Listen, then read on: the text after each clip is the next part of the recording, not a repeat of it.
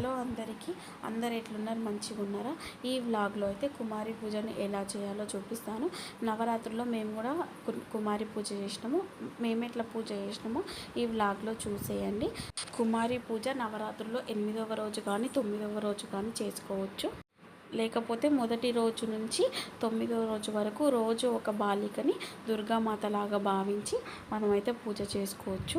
ఈ పూజకి 2 నుంచి 9 సంవత్సరాల వయసు గల బాలికలని ఆహ్వానించాలి.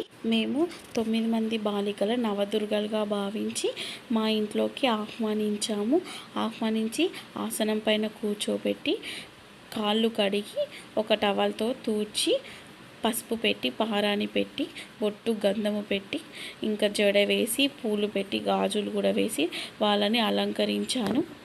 ఇవన్నీ చేసినప్పుడు ఆ బాలికలకి కొంచెం కూడా అసౌకర్యం లేకుండా, బాధ అనేది కలగకుండా సంతోషంగా చూసుకోవాలి.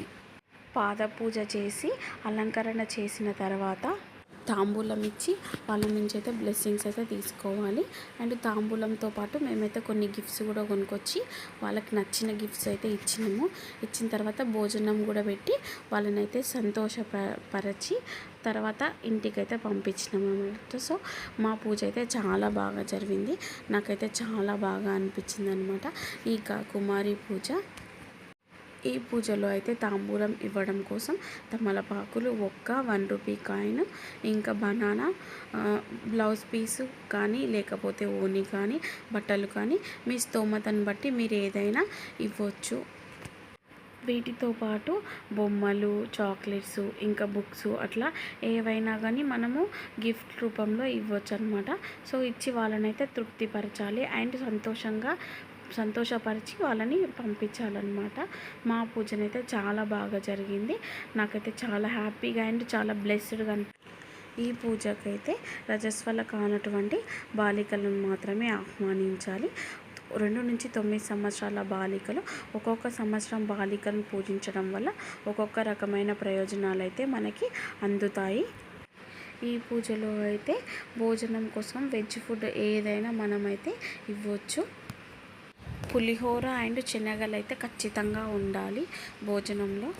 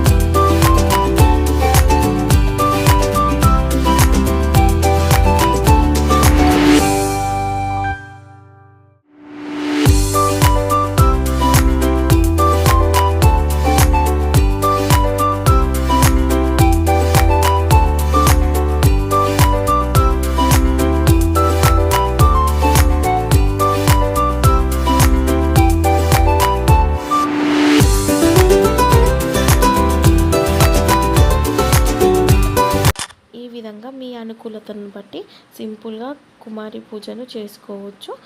అందరికీ హ్యాపీ నవరాత్రి. ఈ వీడియో కనుక మీకు నచ్చితే లైక్ చేయండి, షేర్ చేయండి అండ్ సబ్స్క్రైబ్ చేసుకోండి. ఉంటాం. బాయ్.